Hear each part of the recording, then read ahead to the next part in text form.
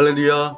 참되시고 진리 되신 우리 하나님 말씀을 사모함으로 오늘 이 아침 함께 시작합니다. 주님께서 우리와 함께 하심으로 성령의 인도하심 따라 날마다 하나님께서 회복하시는 그 은혜와 감격을 누리며 시작하길 원합니다. 함께 말씀 가운데 기도하며 이 아침 승리로 이끌길 소망합니다. 5월 30일 화요일 아침 예배 성삼위 하나님께 올려드립니다. 오늘 하나님의 말씀은 레위기 18장 1절부터 18절까지입니다. 레위기 18장 1절부터 18절까지입니다. 여호와께서 모세에게 말씀하여 이르시되 너는 이스라엘 자손에게 말하여 이르라. 나는 여호와 너희 하나님이라. 너희는 너희가 거주하던 애굽 땅의 풍속을 따르지 말며 내가 너희를 인도할 가나안 땅의 풍속과 규례도 행하지 말고 너희는 내 법도를 따르며 내 규례를 지켜 그대로 행하라. 나는 너희 하나님 여호와이니라. 너희는 내 규례와 법도를 지키라.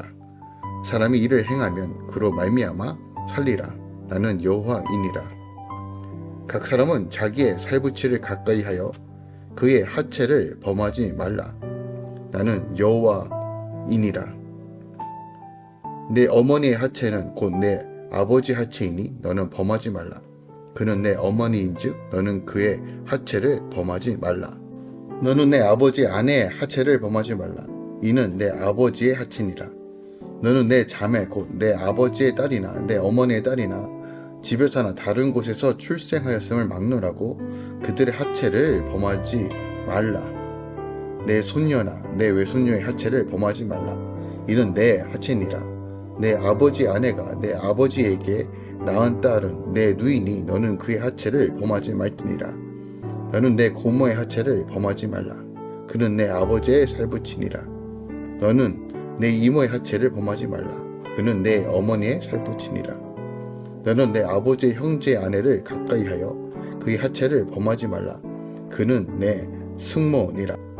너는 내 며느리 하체를 범하지 말라. 그는 내 아들의 아내이니 그의 하체를 범하지 말지니라. 너는 내 형제의 아내의 하체를 범하지 말라. 이는 내 형제의 하체니라.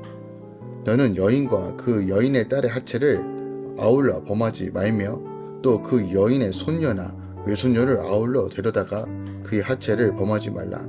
그들은 그의 살부치니니 이는 악행이니라. 너는 아내가 생존할 동안에 그의 자매를 데려다가 그의 하체를 범하여 그로 질투하게 하지 말지니라. 아멘. 하나님의 말씀입니다. 하나님께서 모세를 통하여 이스라엘 자손에게 애굽 땅에 있었던 그 풍속, 또한 가나안 땅에 있었던 그 이방인들의 풍속과 규례대로 행하지 말라라고 분명하게 권고하십니다. 대신 하나님의 법도를 따르며 규례를 지켜 그대로 행하라라고 명하시죠. 이 규례 중에 특별하게 이젠 살부치, 즉 부부 사이 외의 모든 성에 대해서, 성관계에 대해서 금하시고 있는 바로 이 하체를 범하지 말라라고 명확하게 이야기하고 있는 이 의미에 대해서 우리가 더 깊이 묵상할 필요가 있다는 것이죠. 레위기는 크게 세 부문으로 나눌 수 있어요. 먼저 1장부터 10장까지는 제사법에 대한 것이고 11장부터 17장까지는 이제 정결법에 대한 것입니다. 그리고 이제 18장부터 27장까지는 실생활에서 지켜야 될 성결법입니다. 그러니까 1장부터 17장까지는 어떻게 우리가 하나님 앞에서의 삶이 무엇인가, 우리 죄를 어떻게 해결할 것인가, 거룩한 삶을, 하나님 앞에서 어떤 거룩한 삶을 살아야 될 것인가에 대한 이야기라면 18장부터 27장까지 우리 실생활에서 분별되고 거룩한 삶이 어떻게 일반 백성들과 그 일상의 생활 속에서 어떻게 지킬 것인가에 대한 이 성결 규례가 지켜진다는 것이죠. 그 중에서 가장 먼저 언급한 법이 바로 이 성윤리, 성에 대한 것이에요. 그러니까 이방 풍속, 또한 이집트에 있었던 이런 풍속을 따라 살아가지 말아야 될 것을 이제 가르치고 계시는데 가장 먼저 언급한, 즉 수직적인 규례가 아닌 이제 수평적인 사람과 사람과의 규례에서 가장 먼저 언급한 것이 바로 이 성윤리라는 겁니다. 출애굽 사건을 통해서 애굽에서 종살이에서 해방되었고, 이제 하나님의 백성으로 거듭난 이스라엘 백성들이 이제 하나님의 백성으로서 이방인 땅에 들어가 그 땅을 정복하고 살아가는 방식이 바로 세상과 세속적인 방식이 아니라 하나님의 백성으로 구별되기 위해서 가장 먼저 기초가 되고 언급되어지고 깨달아지고 실천으로 반드시 적용해야 될 가장 우선순위 법이 바로 이 성윤리라는 겁니다. 바로 이런 의미에서 오늘 본문 말씀을 우리가 살펴봐야 됩니다. 특별하게 이제 6절부터 오늘 본문 18절까지는 근친에 대한 규례, 즉 근친끼리는 절대로 성행위를 할 수 없다는 것을 우리가 반드시 정해놨다는 거예요. 그러니까 자연스럽게 근친 간의 결혼이 보편화되던 시대예요. 그러나 근친 간의 결혼은 하나님께서 세우신 창조 질서와 가정의 질서를 파괴하고 어떻게 보면 성적 문란을 초래할 수 있는 직접적인 원인이었어요. 당시 사회의 문화와 풍토는 이런 것들에 대해서 너무 무절제했다는 거예요. 자기 욕망과 생각을 따라서만 성행위를 하고 그것을 당연하다고 여겼던 그때 하나님은 가장 먼저 이것부터 계시하여 주신 것이에요.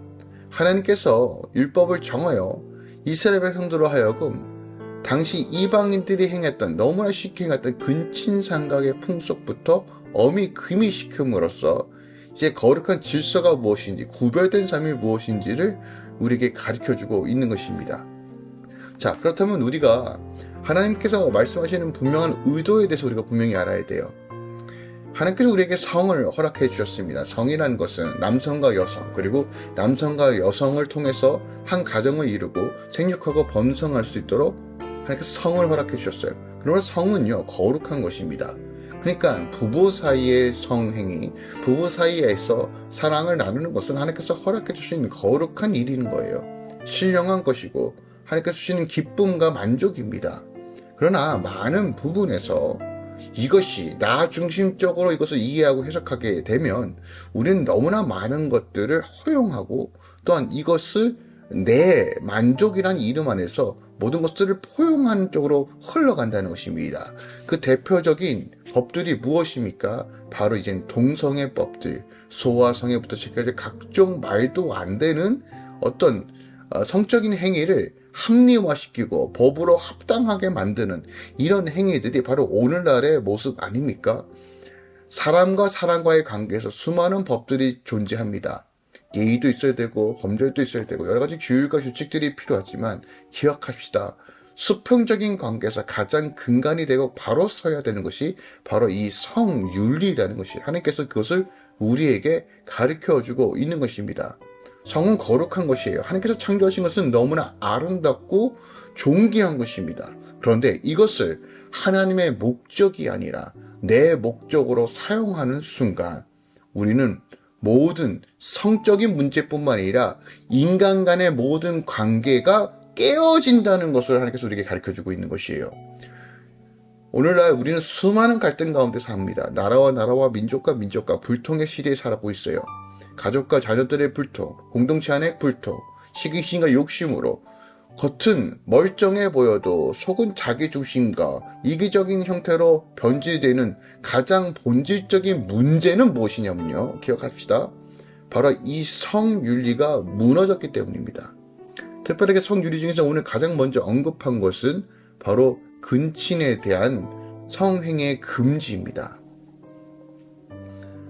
우리가 욕망에 따라 살게 되면, 즉 인간이 아니라 동물 같은 삶을 살게 되면 눈에 보이는 그 모든 것들을 성적 대상으로밖에 생각할 수 없습니다. 추악하고 더러운 것이 더러운 건지 모른 채 자기 중심으로 생각할 수밖에 없습니다.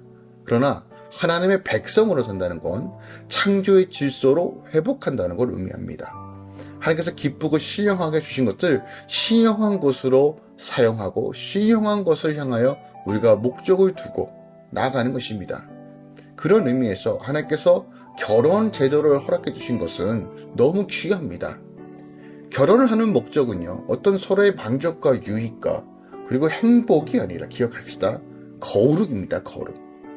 그러니까 모든 부부간에 이루어지는 모든 성도 거룩을 위해서 하나님께서 우리에게 주시는 기쁨이고, 또한 부부 사이에서 있는 모든 영역들, 때로는 부딪히고 갈등의 그 모든 것도 결국 거룩을 위한 하나님께서 우리에게 허락해 주시는 과정들이라는 것이에요.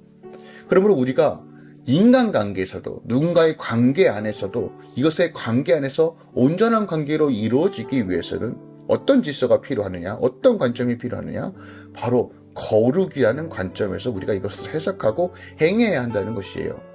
하나님께서 주신 성은 거룩하고 신령한 것입니다. 이것이 온전히 토부적 삶으로, 거룩한 삶으로 나아갈 때만이 하나님의 영적인 순기능과 하나님의 질서들이 회복되어지는 것입니다. 내 안에 거짓되고 망령되고 중독적인 그 모든 것들, 내 눈을 충족시키려고 하는 세속적인 것들, 음란한 것들을 철저하게 깨트리고 하나님 안에 거하며 그 질서 안에 거울을 향해 나아갈 때 하나님께서 우리 안에 깨어진 그 모든 것들을 하나 둘씩 회복하여 주실 것입니다. 특별히 6절을 또 살펴보면 이런 말씀이 있습니다. 각 사람은 자기의 살붙이를 가까이 하여 그의 하체를 범하지 말라. 나는 여호와니라. 근친간에 골육지친을 가까이 하여 하체를 범하지 말라라고 명령해요. 그러니까 무슨 얘기냐면 가족들 간의 성관계를 갖지 말라는 말씀인데, 이 안에는 가족 간의 어떤 육체적인 욕구에서 결합된 공동체가 아니라는 사실을 언급해요. 그러니까 무슨 얘기냐?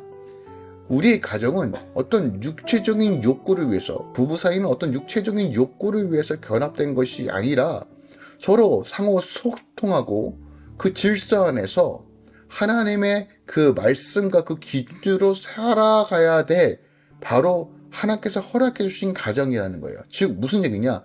육체에 속해서 세워져 가는 것이 아니라 말씀, 즉 하나님의 사랑과 그 진리 안에서 서가야 되는 것이 가장 가정의 본질적 모습이라는 것이에요.